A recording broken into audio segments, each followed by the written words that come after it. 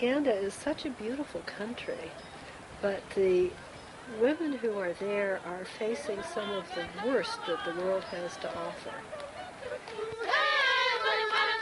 They're facing the results of war, which include rape and mutilation and death of the people that they know.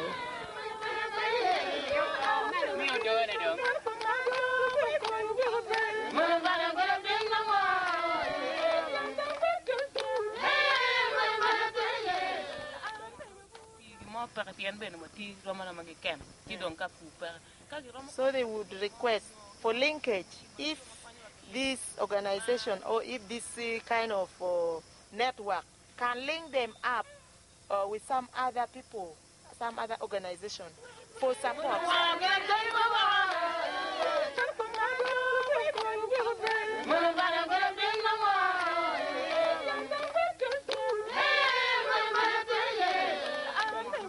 They're also facing a horrendous epidemic of AIDS. The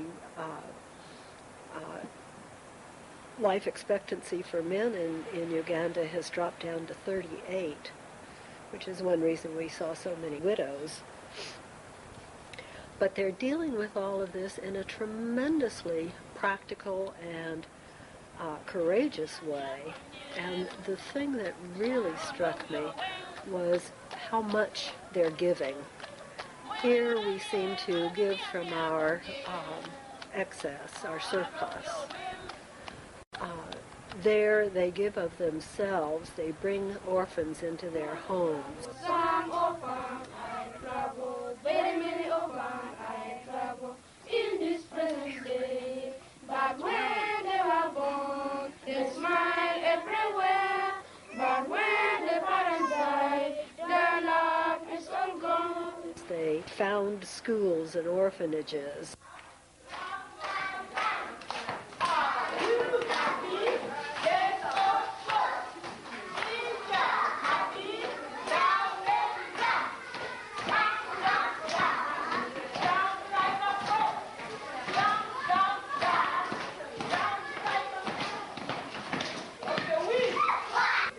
What are they writing? They're writing letters. They give up huge chunks of their time to work to train other women to take political leadership. They're just doing amazing things, and they're doing it well. You are welcome, welcome, welcome, our dear visitors. We are very happy today to receive you here. You are welcome, welcome, welcome, our dear visitors. We are very happy today to receive you here. First, let us thank the Lord who has helped you across the oceans and brought you to Uganda, where black Africans live. I didn't expect to be so touched, physically and emotionally, just so touched by the experiences. And I think I went there, when we first came to that first orphanage, I think we all came, the whole group that I was with, the delegation, that we came prepared to be sad.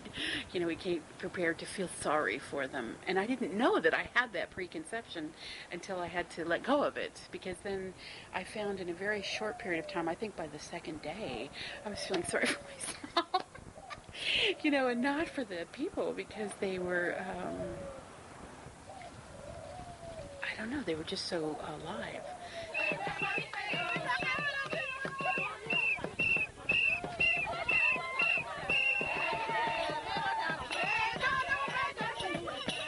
And so vital and so full of life that then I didn't feel sorry for them. In fact, I went into a place of total awe that the human being has the capacity for so much trauma and then so much adaptation as a result of that trauma, and then actually seeing almost that the stress seems to enhance the quality of life, so that everybody seemed really creative because everybody was so kinetic and so alive and so ready to think, how do I need to change? What do I need to do next? And that was very stimulating in a way that was very surprising.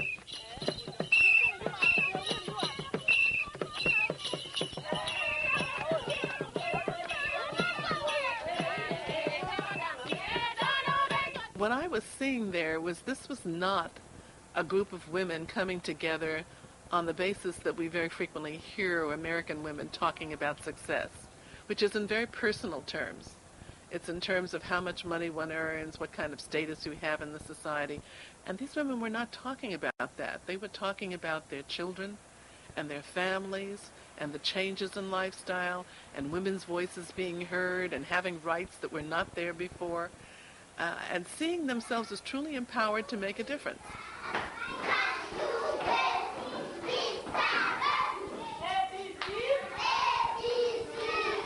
When they talked about women having the right to land and rights around the land issues in those countries, when they talked about women getting a chance to be educated for the first time, because that was not part of the culture in the early days, and when they saw what could happen by a few women coming together to make an immediate difference in terms of what we would call minimal levels of sustenance, but knowing that you did it yourself. When we went to see those little farms where they were working on one goat and planting some vegetables in the yard and finding a way of having their families not only earn a living from it, but to be able to educate their kids at the same time.